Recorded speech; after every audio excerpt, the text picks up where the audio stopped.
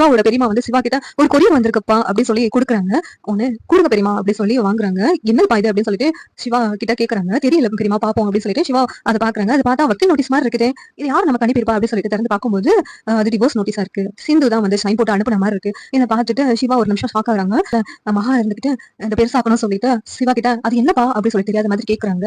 அது என்ன தெரியலமா divorce notice மாதிரி இருக்கு. அதுவும் சிந்து எனக்காக அனுப்பியிருக்கிற மாதிரி இருக்கு அப்படிங்கிறாங்க. சிந்துவா?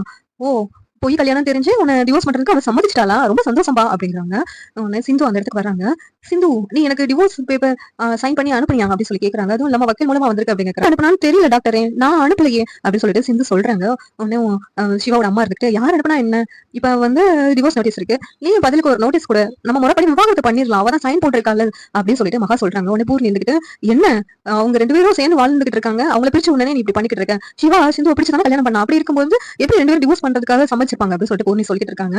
உடனே என்ன சிவா இப்படி நோட்டீஸ் வந்திருக்குன்னு நினைச்சு நீ வருத்தப்படாத சிவா, நீ அனுப்பல, யார் அனுப்புனாங்கன்னு நம்ம விசாரிப்போம் அப்படிங்கிறாங்க.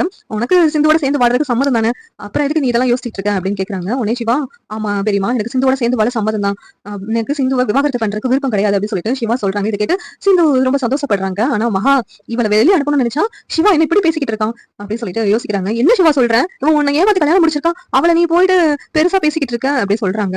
உடனே சிவா எனக்கு ஒரே ஒரு தடவை கல்யாணம் முடிச்சது, அது சிந்துவோட தான், என் வாழ்க்கையில வேற யாரும் கிடையாது அப்படின்னு சொல்லி சொல்றாங்க. இதை கேட்டு எல்லாரும் சந்தோஷப்படுறாங்க. நம்ம மகா மட்டும் ரொம்ப கோவத்தோட இருக்கிறாங்க. இந்த சீரியல் எப்படி நல்லா இருக்கும் நீங்க நினைக்கிறீங்க கமெண்ட் பண்ணுங்க. லைக் பண்ணுங்க, ஷேர் பண்ணுங்க, சப்ஸ்கிரைப் பண்ணுங்க. தேங்க்யூ.